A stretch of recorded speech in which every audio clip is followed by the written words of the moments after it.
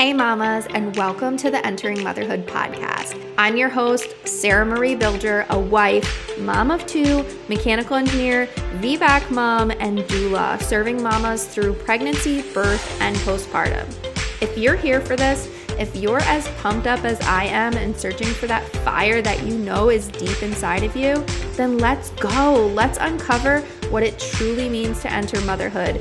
You are a rock star. I believe in you. Let's doula this. Let's crank it up a notch and let's kick it into high gear together. Hello, mamas. I just wanted to say thank you. And I know that y'all are just sharing this podcast with your mom friends, and that means the world to me because this is your space too. Let's be honest, this show would not be what it is without, sharing this information and letting other moms know that this content is out there so it can help them too. So I hope you realize just how special it is to me that you are sharing this space and you are coming here to learn and heal and grow as the mothers that you are. So thank you. You are going to love this episode here with Alissa because she is just so full of energy and honest about sharing her experience of motherhood and spreading knowledge on topics that we all deserve to know as we are entering the season of our life. You are going to walk away understanding 3 new concepts that we all deserve to know as we are entering the postpartum period. So I hope you enjoy it. Let's get started with this episode, and here we go. Hello, and welcome to Entering Motherhood. I'm really excited to get started with this today. But how about you go ahead and introduce yourself for our listeners? I am thrilled to be here. My name is Alissa Alter. I am also known as the Amy Poehler of vaginas, a title gifted to me by a friend. And I love it because I often have a hard time succinctly, directly answering the question, like, Alissa, what do you do? Because I have a very eclectic background and all of these things come together. And I find when I just pick one, it feels very limiting to like the scope of what I actually want to do, what I actually do, what I bring to the table. So a little bit about me. I am a former Broadway performer. And when I graduated college and started auditioning, I also got certified as a Pilates instructor because I didn't want to wait tables. While I was very good at it and loved chatting with people, I wanted something that I felt more connected to the use of my time and energy, and like I was building something, still doing something I'm really passionate about, still working with people. And so I had a very successful musical theater career and a very successful Pilates career as well, working in elite gyms, boutique studios. I worked with like FIFA soccer players, NFL players, elite athletes, regular people, like children, 90-year-olds. And through all of my experience teaching, I realized that I was way more interested in what I could learn about people themselves through their bodies rather than just like sculpting abs and like lifting butts. And then I was doing guys and dolls and I hurt my back and I was in physical therapy for this back injury. And I was saying to my PT, I've been seeing this with my clients, and I feel like what I'm feeling in my body is that it really comes down to the alignment of my pelvis. And I didn't realize that she was getting certified or finishing the qualifications and certifications to become a pelvic health physical therapist. And she was like, if you're obsessed with the pelvis, wait till you learn about the pelvic floor. And then I was like, my brain exploded because it's fascinating. Like, this is what I love to nerd out about. And I was furious that as a woman, there was so much about my body that no one had told me. And I was like, short of going to PT school or medical school to become an orthopedist, I had done I'd been practicing yoga forever, like since I was 18, Pilates since I was 15, ballet since I was 3, tap, so many deep studies. I majored in dance in college about my body, and no one ever talked to me about my pelvic floor, which is not only a hammock of muscles that are an integral part of our core. People talk to me about core strength all the time. I'm a Pilates instructor. And there's just this general, like, use your pelvic floor. What I realized is that to different people, some people suck their stomach in. Most people like grip their butt cheeks, which are near your pelvic floor. They're not your pelvic floor. And it's all because someone's afraid to say vagina or anal sphincter or urethral sphincter. Like but we can say belly button, elbow. All of this blew my mind. And then I had my son, who is 3 now, and I had a 4th-degree tear, which, if you don't know what that is, that's when you tear all the things that can tear from your vagina, through your perineum, through your anal sphincter, up into your rectum. 2 holes become 1 hole. It is atrocious. It is like, I laugh about it now, I think because I have to, and also because I have so many feelings about it. Laughter is like what comes out. It was horrific. And I actually did get a diagnosis of PTSD from the experience of, like, the aftermath of all of that, and how my initiation into motherhood was dramatic and violent and scary. And anytime I tried to communicate to someone, I'm scared, I need help, I'm not okay, I was met with, we all feel like that. You'll forget. When are you going to have another? And I was like, well, help? Help me is what I said. And it was being met with just, I think there's so many things, and it's so many different things for different people, that, like, it just goes to show how normalized it is to become a mother and suffer. And this then lit another fire of holy rage inside of me to expand. I have online courses called Pilates for Your Privates, and I teach them in real life also and online, which I had been doing for years before having my son. And then after having him, and then we went into lockdown and all of that, it really, like, I was so, again, just like furious at this, like, sentenced to isolation and suffering. And I will admit, like, my son was 5 months old when COVID happened, like when lockdown happened. So how much is just motherhood? How much is just COVID? I will never know, right? Because that was the experience. But it made me speak out more about all of these things that I felt that I was being silenced around, like the reality of what my physical experience was, the reality of what the emotional experience was. That I started a podcast called Myth of Motherhood. I wrote a book. I co-founded a media platform called Postpartum with no vowels. And just, like, I couldn't shut my mouth, even though it felt like society wanted me to just shut my mouth about it. That is how I entered motherhood. Yeah, it's really crazy, the things that we go through that propel us to do the work that we do.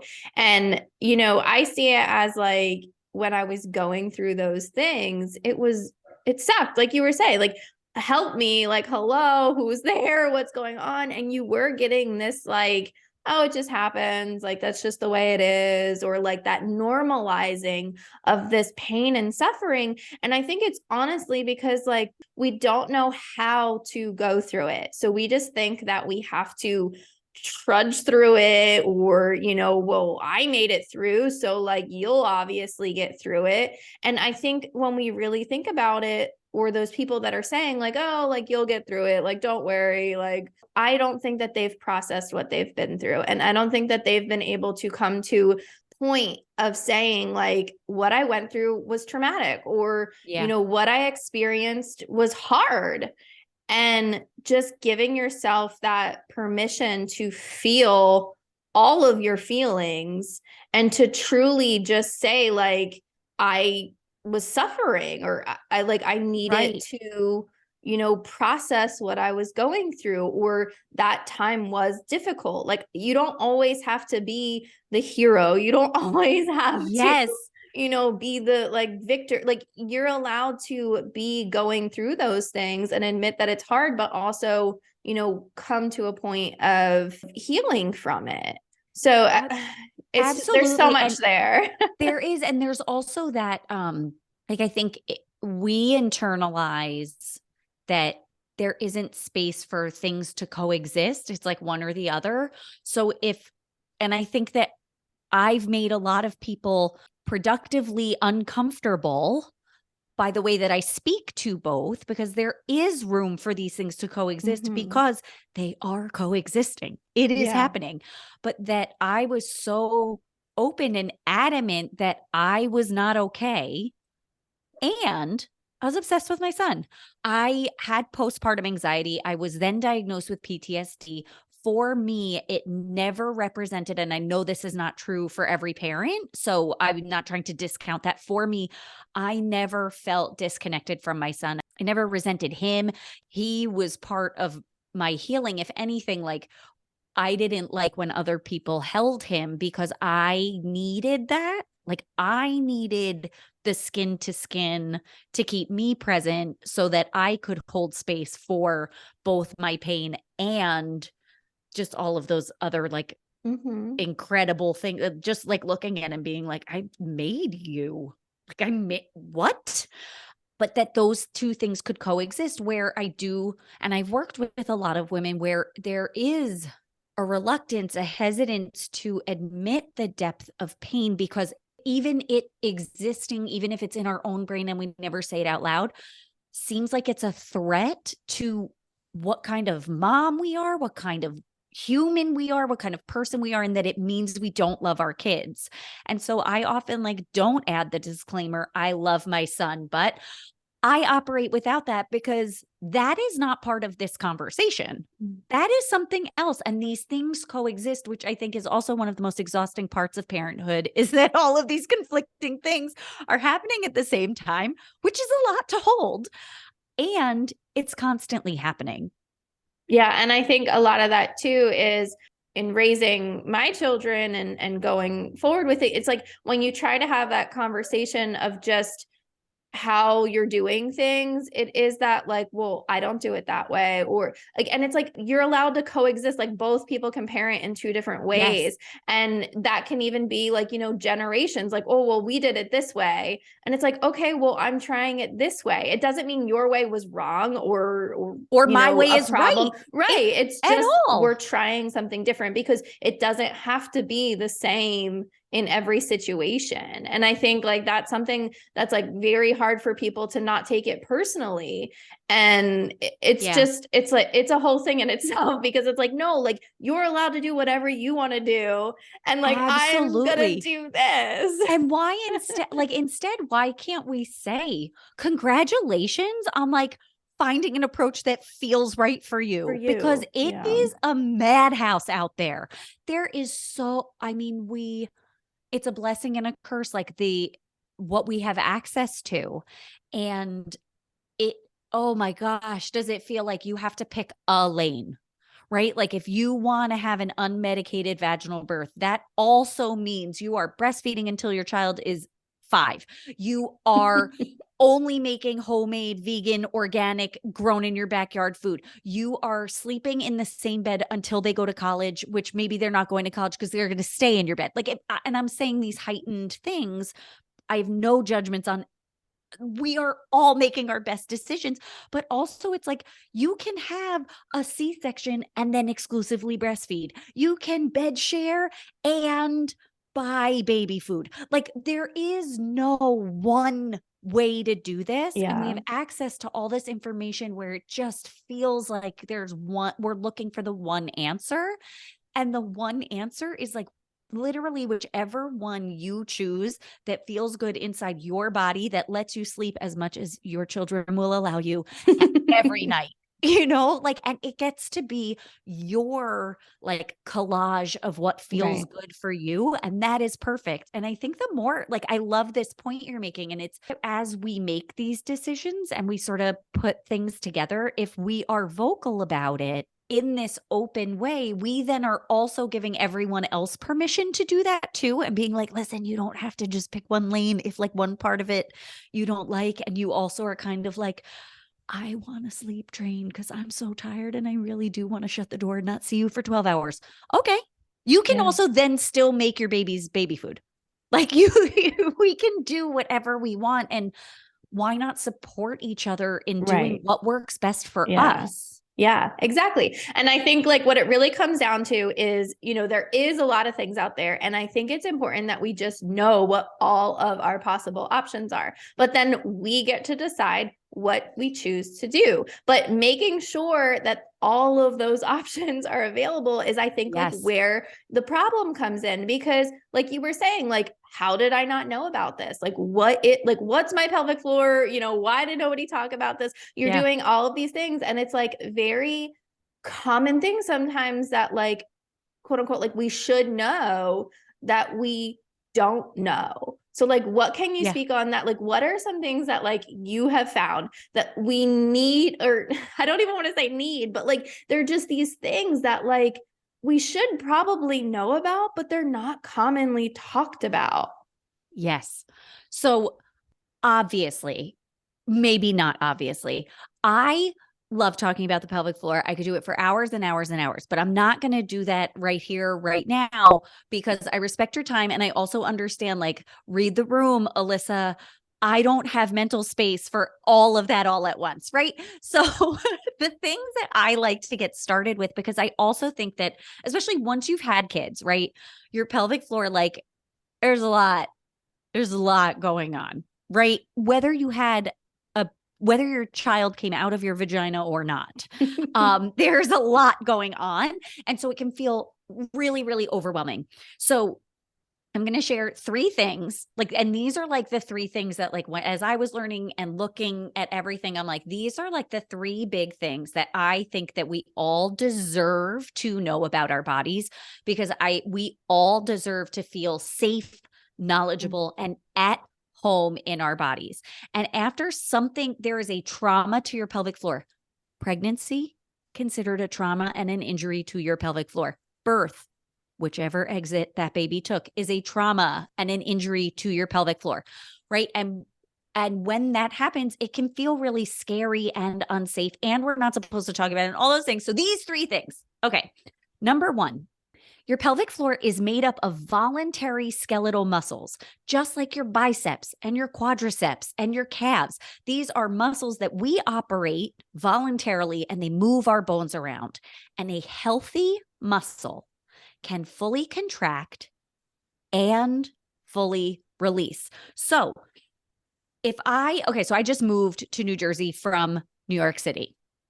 And in New York City living life, you go grocery shopping. And I mean, I guess this happens in the suburbs too. Like when you get out of the car and you put all of the bags on your arms and you bend your elbows and they all pile in the crook of your elbow. But in New York, you then have to like walk home. So that's why I use that analogy. So you're like holding your arm like this. You're holding all of the bags, right? And you don't want to go grocery shopping every day. So you got like a lot of bags. It's heavy. And you're squeezing your biceps and you're holding your arms like kind of closed.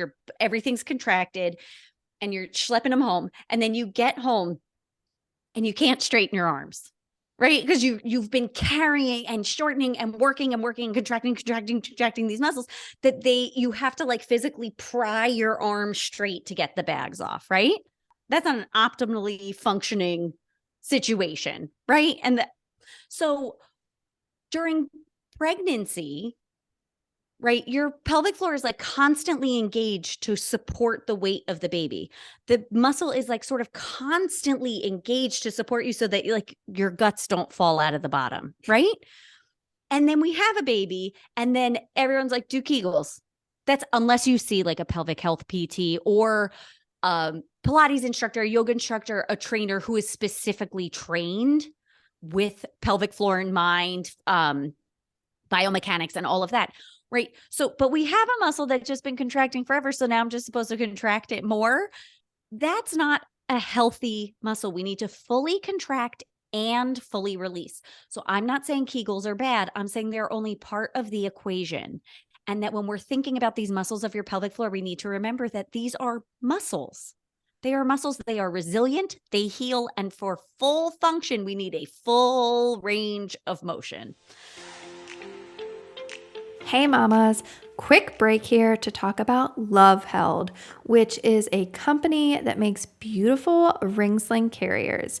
Since we were talking about the weight of our babies and supporting them, I know we were talking about the pelvic floor, but I thought it was a good segue into what these slings can provide, all while looking great and being able to easily fold down and fit into a diaper bag or store somewhere if you're tight on space. I absolutely love them. And Love Held now also creates bedding, bath, and kitchen linens too with their unique hand-woven material. So go head over and check them out for yourself. I'll leave a link in the show notes. Let's get back to the episode. The second thing that I think is so important for us to know about our bodies and know in reference to our body is common versus normal. It's been normalized for us to tolerate. And it is super common to experience incontinence after you have a baby, whether that be urge incontinence where you're like, oh, I have to pee, and you don't have time to get to the bathroom. You are on your way and peeing, or stress incontinence where you sneeze or jump and you pee. This is a common occurrence because there has been a trauma, an injury to these muscles. That is not normal muscle function. But we've been taught that's normal. So after you have kids, you're just going to pee your pants the rest of your life. You don't have to live like that. I promise. And then the third thing, and this, I mean, I feel passionate about all of it, but but like really, I can go into like a whole thing about how this is also like part of like a feminist movement and really like reclaiming your body on behalf of yourself and like all women and vagina owners is to know your normal. Because normal isn't just one definition. Like, for example, I have low blood pressure. My normal is low, but that's my normal. So if my blood pressure comes back at the like 120 over whatever, that's high for me. So I would say that's high for me. So I know that like I'm in a normal, that is not my normal. That's okay for me to know that. Is it as okay for me to know that like one of my labia is a little bit bigger than the other? Now it's weird, right? Now the conversation got weird because I'm talking about my undercarriage, right? Is it normal for me to talk about how the right side of my pelvic floor is a little bit slower to engage because that's the side I tore on, then my left side is like ready to go? Now it's a little awkward, but if I tell you that if I pluck the like last two hairs on my left eyebrow, if I pluck them, the whole eyebrow disappears, we're back to normal again. Like, why am I not allowed to know my normal? And because of like who I am and the work that I do, before having my son, before being pregnant, I had looked at my vulva with a mirror. I know what my anatomy looks like. So after my tear, I waited until I was on my way to my 6-week appointment because I'm not immune to being terrified. You know, I knew emotionally I couldn't handle it, but I looked before going to my 6-week appointment because I wanted to be able to ask questions. And I figured if I like freaked out and had a panic attack, they could write me a prescription or give me something to help me through that, right? I was able to then, because I knew what my normal was, I could say, this is different. Is that normal? Like, is that what's to be expected 6 weeks after having a vaginal birth and a surgical repair? Or is something going on? This is different. Tell me what that is. Rather than me just being like, I don't know, downstairs feels weird, right? That's a much scarier place to be than, yeah, that's where that's a scar. It will fade. And this is 6 weeks postpartum. It's going to continue to change. Like, things are more open, whatever. But that was very reassuring to me and empowering to me to feel safe in my body because I knew what was going on. It would have been much scarier if I had no point of reference and didn't even know what to ask, right? Yeah.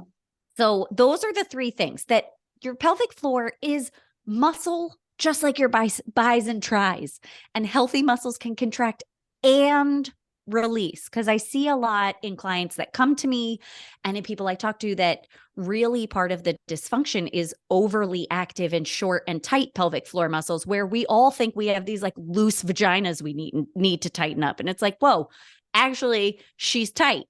Like she needs to like chill out. Understanding the difference between common and normal and what you're tolerating and why, and what your normal is.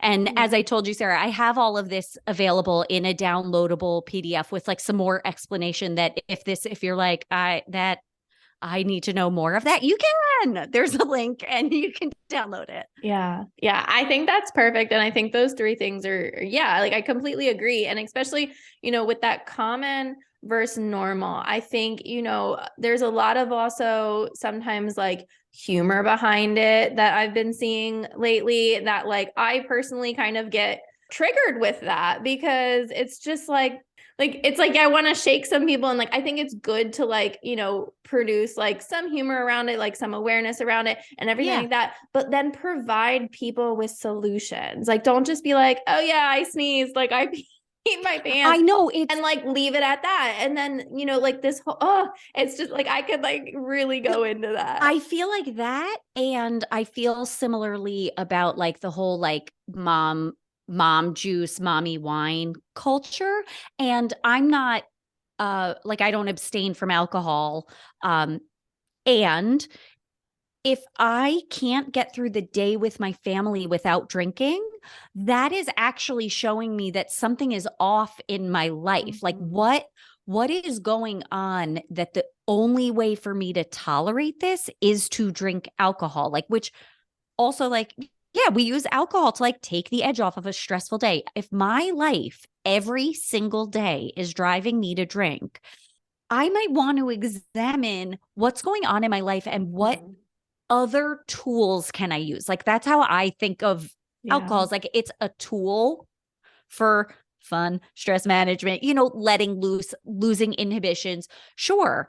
And being aware of what's going on around that is the difference between it being problematic and not, right? Yeah. And so like, what is there? Maybe instead of drinking every day, I could reserve the drinking for certain days or certain occasions, and the other days I could meditate or journal or do a few minutes of some type of cardio, if it's like dancing in the house or something, to like get your circulation going and literally pump yourself filled with dopamine and endorphins, which is like the get high, but like on your own natural hormones. Yeah. Right. Like all of these other things there, you have other tools. Let's diversify. Yeah. And this, like, you don't have to, again, it's common for us all to want to put a straw in the bottle and chug the bottle of wine. That is a normal reaction to the way motherhood has evolved in this country. But should it be? That's not normal. That's not normal. Yeah. And so, yes, it is common to pee in your pants a little bit if your bladder is totally full and then you like sneeze out of nowhere. Like, well, that's not normal. It is a sign that something else is out of balance and needs to be addressed. So let's use that information. Right. Yeah. But I agree with you. It's just like agree. these blanketed things. It's like, I get the joke and like, yes, I'm laughing, but I'm also really mad for all of us, because seriously, what you're saying is that I decided to have a family, so I'm supposed to pee myself and be wasted all day, every day for the rest of my life. I don't want that. Yeah. That is like, that is like one thing that I specifically like talking about alcohol. Like I have completely cut it out because I was like, why is this a thing? And like, when I stopped drinking, like it's probably been about 6 months now. Like I was like, yeah, like I'm not drinking, like it's just not my vibe right now. Like maybe eventually like I'll get back into drinking alcohol, but as of right now, it's just something that I want to experiment with, like that, sober curious and everything like that. I'm just, trying to see it out. And people automatically were like, what, are you pregnant? Oh my God. Because that's the that only was like reason you might not want to drink alcohol. I know, it really just like rippled into so much more.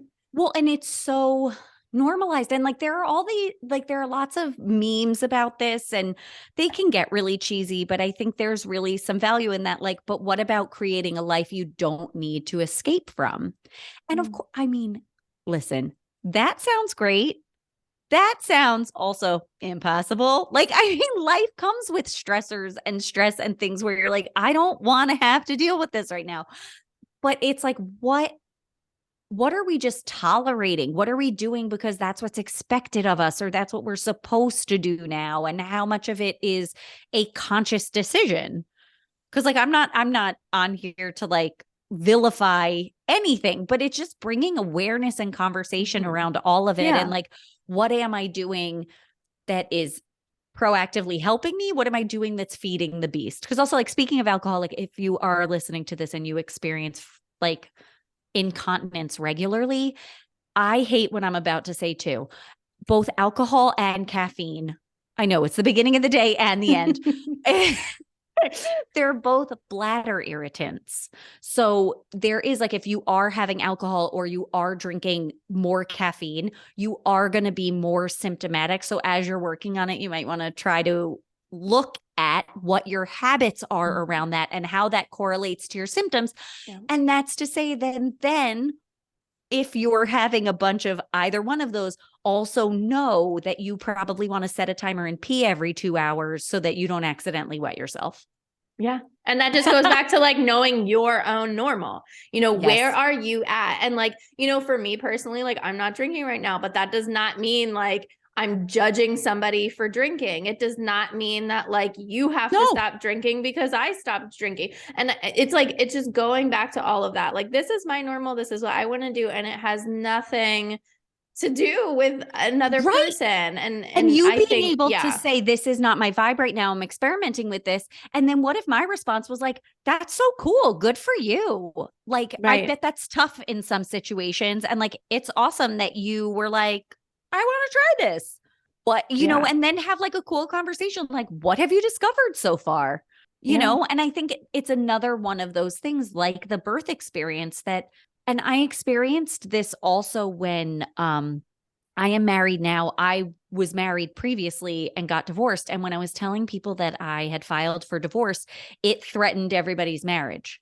Like, it was, everybody then was like, oh my God, am I not, Alyssa's going to sleep with my husband, not that kind of thing, but just like, what's going on in my marriage? I thought she was happy. This can happen to anyone. That it's like, then we do this with our kids. Oh, you're doing this. Well, what am I doing? Am I doing something wrong? No, you're wrong. You're wrong. And I'm right. You're not drinking. Oh, well, you know what? I'm fine. We're just sort of programmed to see it all as a bit of a threat, kind of. Yeah, like, it's triggers. It's our triggers. And I think like, that's what we need to really, and I think like, that's personally something like I've also been just like bringing more awareness to what's triggering you and saying like, why am I reacting like this? Why is this occurring? And then like, just, journal about it, write about, like, do something to really just think about, why am I having this reaction right now? And why am I feeling the way that I'm feeling? And do I want to continue to feel that way? Absolutely. And I think that's like so much to unpack. And I think it's something that, people don't commonly do. Like, we don't normally do. Yes. And that's actually something like, this is part of the reason why I am so obsessed with the pelvic floor, because it's also very much connected to our autonomic nervous system. And so when we're under a lot of stress, there's added tension in our pelvic floor for a variety of reasons. And so a lot of what I do through my courses, when working with people, when teaching workshops, starts with our breath, which I say like kind of because it's like such a simple answer that I feel like it's kind of annoying. And like everyone's telling you to do breath work, that it's like, if you're rolling your eyes because I said that, like, I just want you to know I understand. And it all starts with our breath. And how do we use that as a way to literally check in with what is happening in my physical body as a reaction to this circumstance? Is it a reaction to this person is exclusively breastfeeding and I stopped breastfeeding very early because it wasn't working for me and I have feelings about this? I haven't finished working through this because I have feelings about this. And you know what? It's okay if you do. It's okay if anything you feel is okay. Feelings are meant to be felt. but what is going on in your body and where is that spiraling to? And does it have to? What is that story that you're telling yourself? Is that really? Do you really think that? Or is that something you learned from somewhere else? And how do we work with that somatically to use that feedback and that information, like you were saying, and then journal about it? Talk to someone you love about it. Have a conversation, kind of get it out, think about it, discover that so that you can get to like sort of the root of the issue and not have to go through that every single time and be more regulated, more present, and more centered in yourself and your experience, which is going to then make you feel more confident when you're making decisions. And in those decisions, even when you chat with somebody else who is very confidently making different decisions, that's theirs. These are yours. They're not a threat to each other. They're both awesome. I love it. I love it. I love all of it. I think, It's well, and it's also like, again, like another thing, like, and like you listening, I just want you to know you have my full support if you need to roll your eyes after what I'm about to say. It is all connected. It just literally all is. And again, like it's said all the time. And I know it can be said in a very sort of flowery, esoteric, unspecific kind of way, but it really is all connected. And motherhood in general is triggering. And I think that's also why once we enter motherhood, see what I did there? I appreciate it. We start having more of these conversations because we're all triggered with whatever our things are. And we're just like, is it just me? Like, hello, help me. Somebody see me, help me. Yeah. Is it, and we really come together in that, which we need more of that lack of judgment or threat from each other and just coming together and supporting the living daylights out of each other. Yeah. Yeah. I completely agree. And I feel like, that's what I'm trying to do here with the podcast. That's the people that I feel like I'm connected to. I feel like those are, the conversations that have just been brought into this realm of like what's possible. And I think it just needs to continue to happen. I think more conversations need to be occurring. Like more people need to know what's out there and what their options are and things about our body and learn more awareness and really just uncover like the parts of us that maybe we're scared to talk about or don't know about or are afraid to mention, because I think the more we really dig into those things, the better, we're going to feel and the more we're going to get out of life. Yeah. It feels like we're, again, like sentenced to this life of like suffering and tolerating. And I get it. Like, and actually there are systems in place that would probably like it to stay that way. And you do not have to. Like, that is not the case. Like, we are resilient. We are adaptable. We can create change and we can do it these can be tiny bite-sized things that do actually fit into the life of a mom. Because like I said at the beginning, right? Like I could talk forever about all these things, but like we don't have the brain space for it. Exactly. I want to share information you can like use and take so that you can actually do something with it. Mm-hmm. Because it's being able to put these things into practice that then it integrates into our life and we really make change. I mean, we can all agree that like there's like room for change in the whole motherhood experience, right? Like, yeah, there's room for improvement and continued evolution for all of us. Yeah. Yeah, completely agree. So obviously, like we keep on saying, we could talk about this forever. And I really, truly, truly feel like, it's something that needs to be talked about forever. But, you have 2 podcasts now. Yes. So what are they? Like, how can we reach you? And outside of your podcast, where else are you hanging out? How can we get in contact with you? Obviously, I'm going to put those 3 things in the show notes. I will link all of that, but tell us, everywhere else you're at. Yeah. So I have 2 podcasts. One is called Myth of Motherhood. And I am not creating new episodes of that right now, but there's about 60 of them and they're awesome and incredible interviews. And then my other podcast is called Alter Your Life. My last name's Alter, so I had to. And I have a Substack, a blog on Substack, also called Alter Your Life, where I send weekly emails with information about the podcast, but also things to help you alter your life and integrate the physical and the emotional, because again, everything is connected. So, those I think are really fun places to connect. And I'm also pretty active over on Instagram at Alissa Alter. Awesome. Great. Yeah. Well, thank you. Do you have anything else before we go that you would like a new mom who's like newly in the postpartum area, time period, season, that you would like to share with them? There is no one right way. There is only your right way. So good. That's Great it. way to end it. Well, thank you so much for coming on Entering Motherhood and really sharing what you have to share with the world. Thank you so much. Thank you for having me. And thank you for creating this platform to have these conversations. We need them. Thank you, mamas, so much for listening. Remember, you are a rock star. I believe in you. Let's doula this. Let's crank it up a notch and let's kick it into high gear together. Hit that subscribe button, share this episode with a friend, message me, email me, call me, beat me. You know how to reach me. We're doing this, mamas.